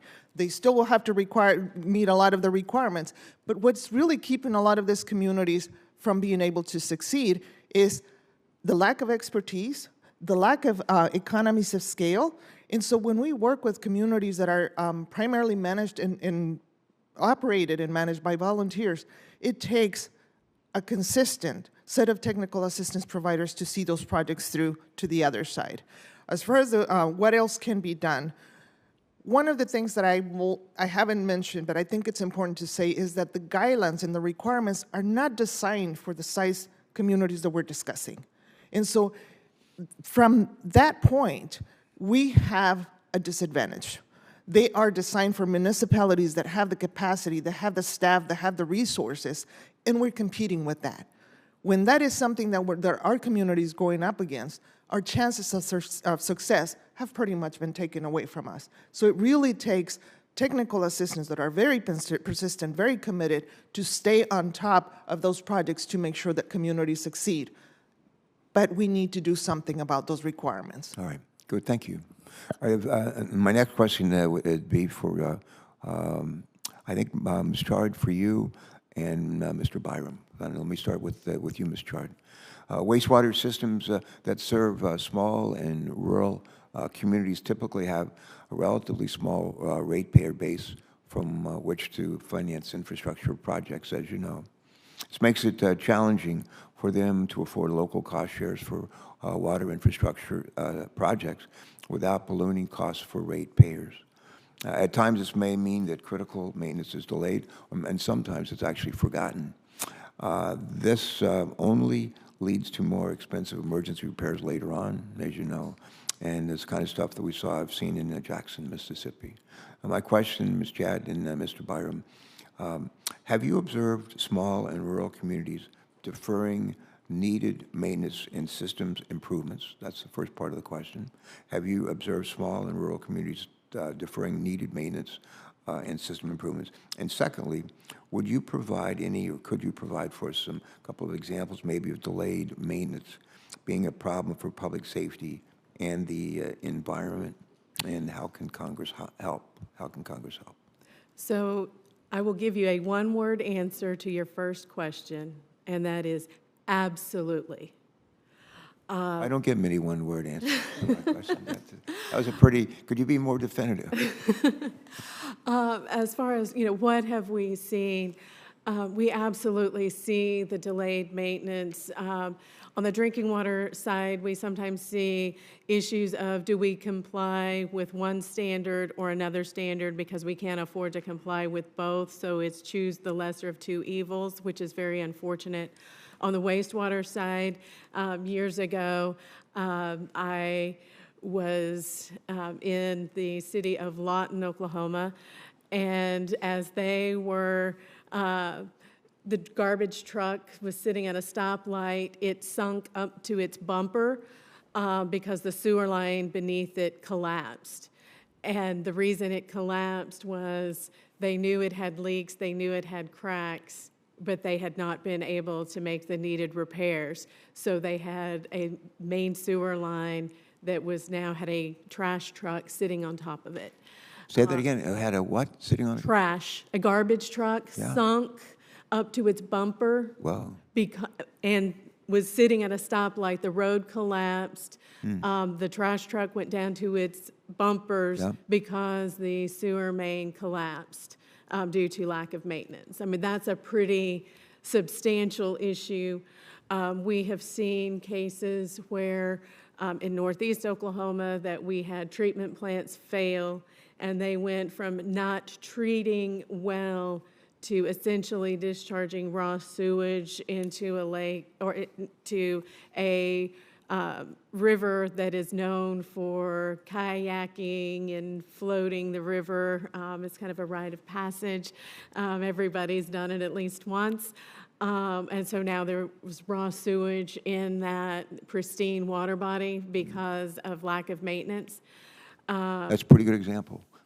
Yeah, pretty good example, yeah. You want to yield to absolutely. Mr. Byram, and then we'll wrap it up. The answer is Mr. Byram? yes, they do defer maintenance, and in some of the lower part of our basin in the western Nueces County, it has actually gotten to the point in the collection system, and eventually it will rain again, but during the last big rains we had there, they had to shut the school system down. The whole school system. Because some elementary school systems, some junior high systems down, some buildings, because the sewage was backing up in the floor drains.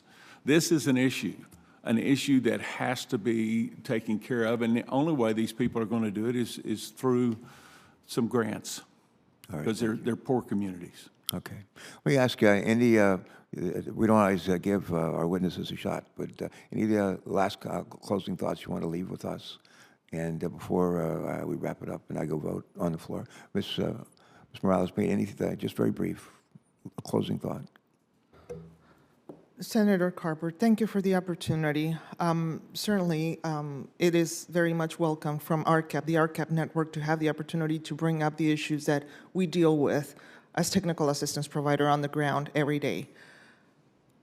When we are talking about the sustainability of this communities across the country, we cannot have a conversation about economic development and sustainability if we're not talking about sustainable infrastructure on the ground, that being water and wastewater. And for some of our communities, that reality is not going to happen unless we have grant dollars available to get them there.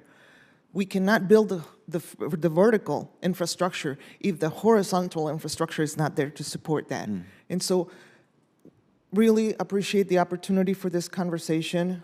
Invite you to reach out to us for any questions, give you examples on how we work with communities every day and what more can be done. But certainly I would once again stress the importance of considering grants to really be talking about solutions, long-term solutions for rural America. All right. Thank you. Thank you, ma'am. Mr. Byram?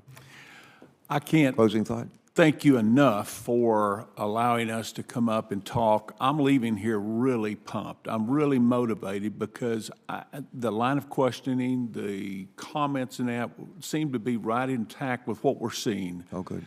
I am convinced that we're going to find a way to make the state revolving loan funds work for the smaller cities just as good as it has worked for the larger cities. It's done a very good job with the larger metropolitan areas. I'm confident after leaving here today, we'll find a way to make it flexible enough and make it provide enough grant monies where it will work for the small rural communities too. So thank you. Yeah, you bet.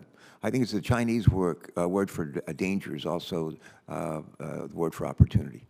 And Henry Ford, I never met Henry Ford, but I like to quote him. And he once said this, I think this is relevant to what we're doing here today. He used to say, and I appreciate your positive and upbeat comments, but Henry Ford used to say, if you think you can or you think you can't, you're right. Isn't that good? You think you can or you think you can. Okay, Ms. Chard, you want to take us home? All right. Thank you so much, Senator Carper, for holding this hearing and for the work that this committee does. We're all in it together. We do have to figure this out.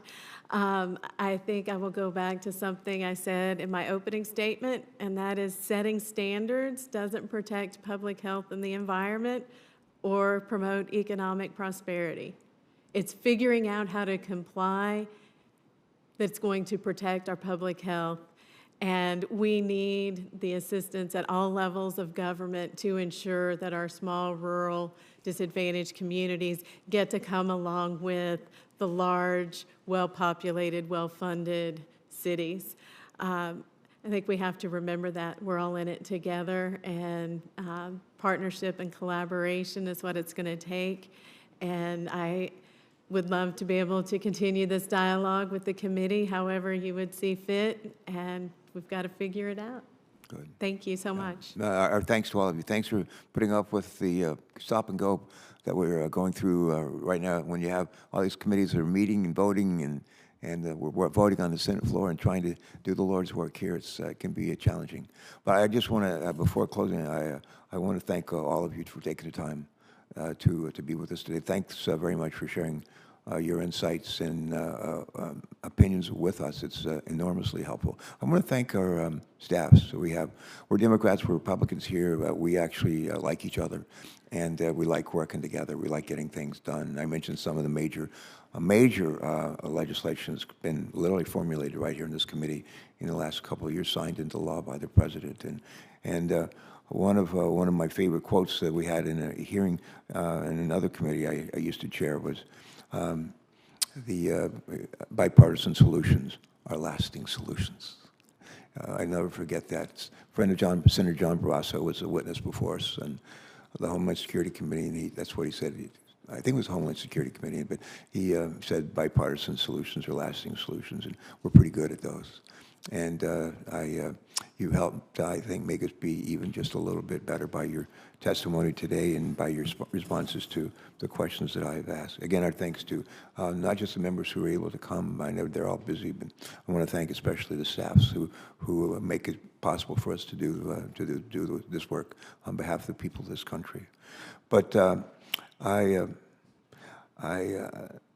this is like at the end of a hearing line, my staff gives me this like boilerplate language, and so I'm going to read it, or if I don't, I'll get into trouble. But again, I want to thank all of you for joining us today from quite a ways. But thanks for sharing your perspectives on clean water infrastructure assistance for disadvantaged and underserved communities. There's a bunch of them in every state that we have in this country. And we look forward to our continued bipartisan work together to support these communities. Before we adjourn, I need to address just a couple of formalities, but senators will be allowed to submit written questions for the record by close of business on Wednesday, November 29th. We are asking our senators to submit any written questions they have for the record by the close of business on Wednesday, November 29th.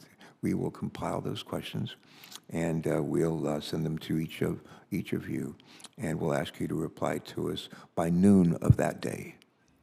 No, not really. We'll ask you to, just want to make sure you're listening. We'll ask you to reply to us by Wednesday, 2 weeks later, by Wednesday, December the 13th. Anything else we have? No. Anything else? And that, as we say in Delaware, it's a wrap. Thank you so much. God bless. We're adjourned.